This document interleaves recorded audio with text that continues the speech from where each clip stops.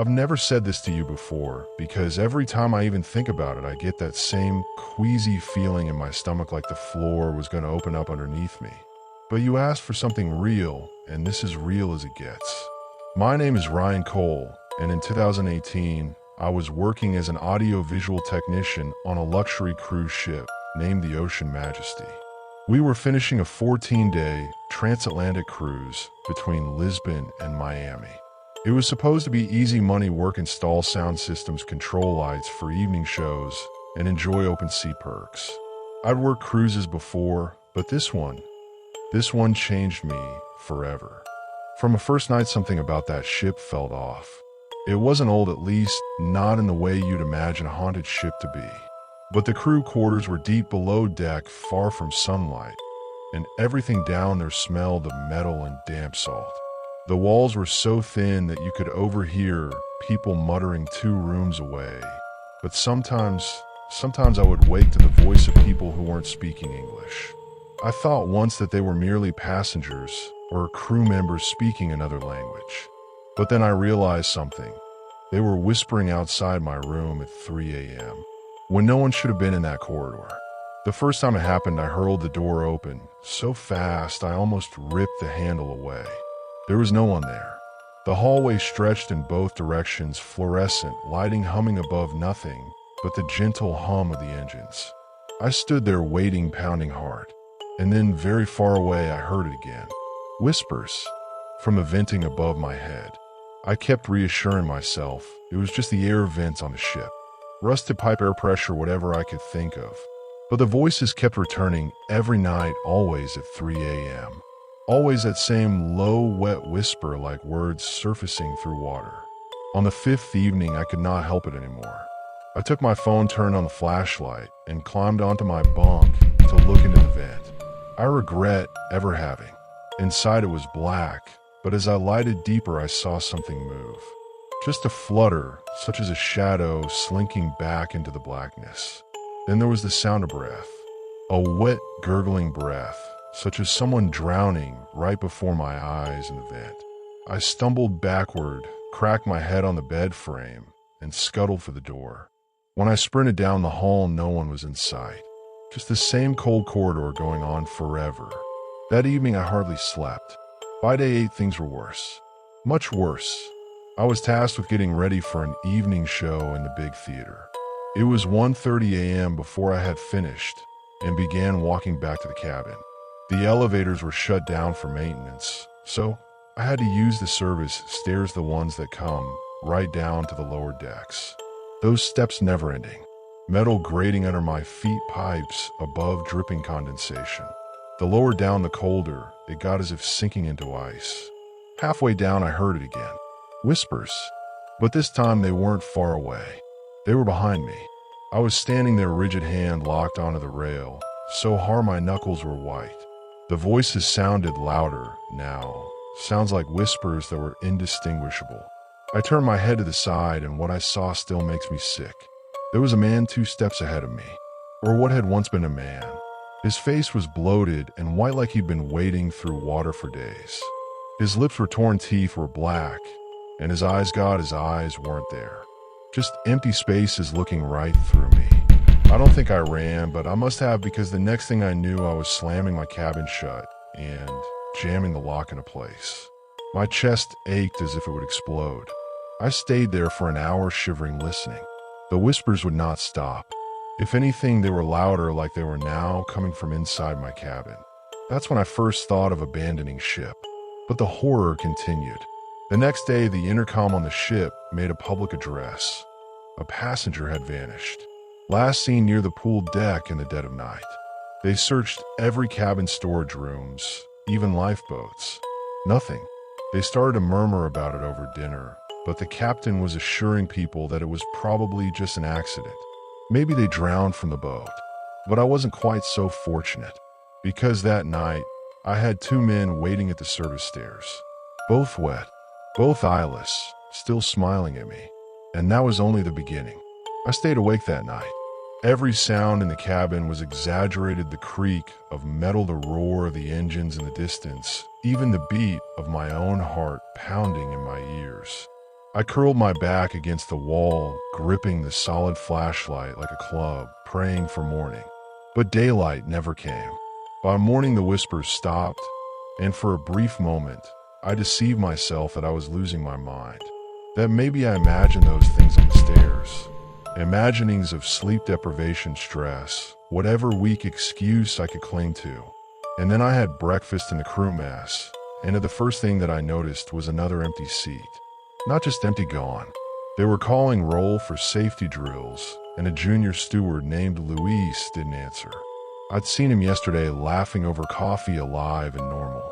Now, vanished, just like the passenger. Whispers spread like wildfire among the crew. Some said he'd jumped overboard. Others said security found blood in one of the lower maintenance corridors, but the officers denied it. Nobody believed them. I couldn't shake my mind the vision of those white, puffy faces looking at me down the stairs. And I knew in my heart Luis didn't leave the ship. By the time it was evening, I had made up my mind to talk to someone about what I'd seen. There was a senior electrical engineer named Merrick, a Polish guy who had worked on ships for 20 years. He had this look like he'd seen it all. When I told him what happened on the stairs, he paled. He didn't laugh, didn't tell me I was mad. Instead, he stooped beside and whispered, "You went down below deck 5, didn't you?" I nodded. That was where the service stairs had taken me, deck 3, near the engine spaces.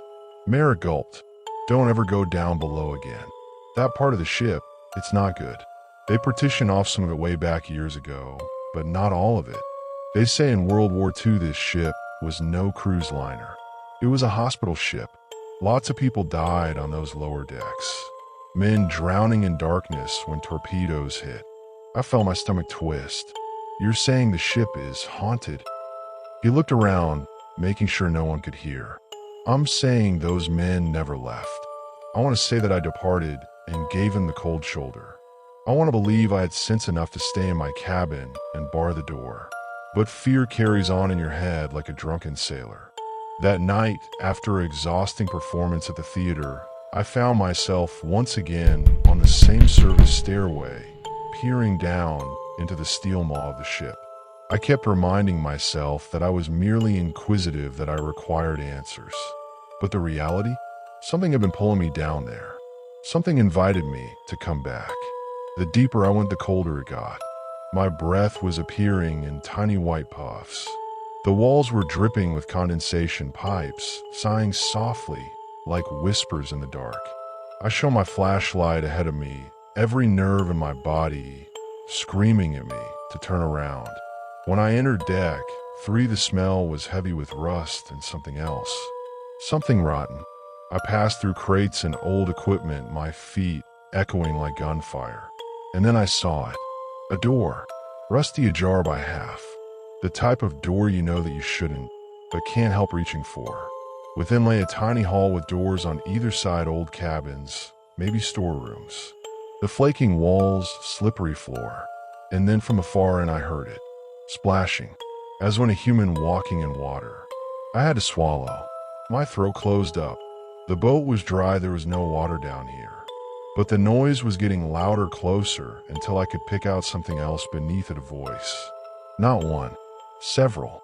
They were singing, low, broken voices humming a tune that did not belong to this century. I should have run.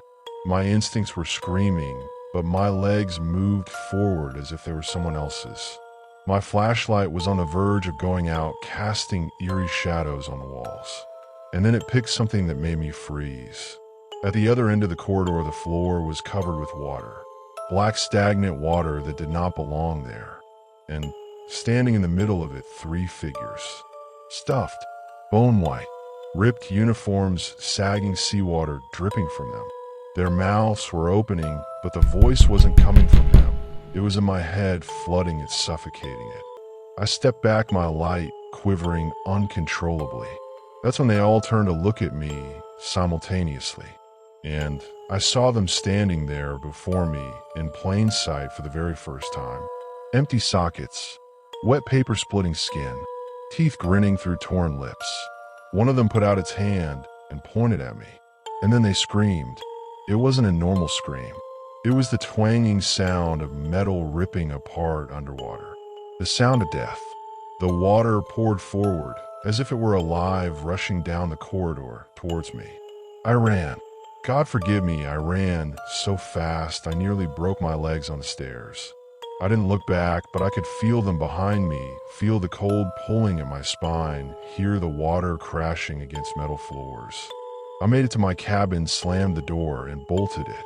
My clothes were wet not with sea water, but with something that smelled of rot. That night the whispers weren't confined to the vent. They were coming from everywhere. The walls, the floor, even in my own head. I didn't sleep. When we got to Miami 2 days later, I was the first person off that ship. I didn't even receive my last paycheck. I left that gangway and never looked back. Later, I went ahead and investigated the history of the ship. Merrick was right. The Ocean Majesty had been used as a hospital ship during the war. In 1943, it was torpedoed near the coast of Portugal. Over 400 men died on the lower decks. The ship was repaired, painted over, refurbished into a luxury liner, but the corpses never left. And here's the part that still gives me nightmares to this day. 2 weeks after I came home, I got a message from a stranger. No message, just a picture. A photo of the service stairway. And on the stairs waiting was I. But at my back in the dark stood 3 ghostly figures smiling.